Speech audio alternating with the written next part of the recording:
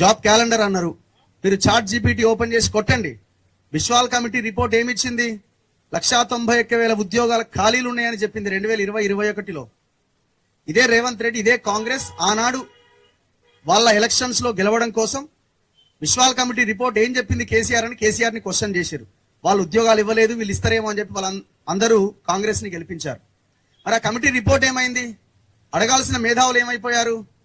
ఇప్పుడు చర్చ ఎక్కడొచ్చిందంటే కాంగ్రెస్ ఎన్ని ఇచ్చింది ఉద్యోగాలన్న దగ్గర డిస్కషన్ ఉన్నది. ఎన్ని ఇచ్చారు ఉద్యోగాలన్న దగ్గర కాదు డిస్కషన్. ఆయన 60,000 70,000 ఇచ్చినా అంటున్నాం, మీరు ఏమి ఇవ్వలేదని మనం అంటున్నాం. డిస్కషన్ అక్కడ కాదు. సంవత్సరం తిరిగేలోపు 2 లక్షల ఉద్యోగాలు ఇస్తామన్నాం, ఏమైనాయి అని మనం క్వశ్చన్ చేయాలి. జాబ్ క్యాలెండర్ ఇస్తా అన్నాం, మేనిఫెస్టో ఓపెన్ చేయండి. మన కళ్ళ ముందే ఉన్నది. ఇప్పుడు ఇంత ముందులాగా ఏదో పేపర్లు తిరిగాల్సిన అవసరం లేదు. చాట్ జీపీటీలో కొట్టగానే మొత్తం డీటెయిల్స్ అన్ని వచ్చేస్తున్నాయి.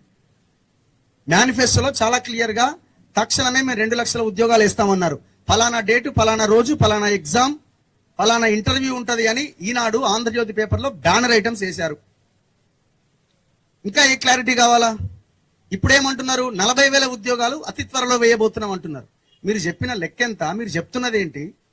కమిటీ రిపోర్ట్స్ ఏమున్నాయి? ఎన్ని ఖాళీలు ఉన్నాయి? ఇవన్నీ ఎవరు మాట్లాడతలేరు. సో ఇక్కడ లోపము మన దగ్గర కూడా 10, 20, 50% దాకా ఉన్నది. దయచేసి ఇది అర్థం చేసుకోవాలి. బలమైన పోరాటాలు జరిగినప్పుడే ప్రభుత్వాలు దిగొస్తాయి. ఆ దిశగా మనం పోరాటం చేయాల్సిన అవసరం ఉన్నది. తెలంగాణ మూవ్మెంట్ ని మనం గుర్తుకు తెచ్చుకొని ఆ దిశగా పోరాటం జరగాలి. ఫోన్లు పక్కన పెట్టండి, అన్ని పక్కన పెట్టండి. జాబ్ క్యాలెండర్ కోసం ప్రయత్నం చేద్దాం. మా వంతుగా మీడియా నుంచి ఖచ్చితంగా బాధ్యతతో మీ పక్షాన నిలబడి ఫైట్ చేయడానికి మేము సిద్ధంగా ఉన్నాం.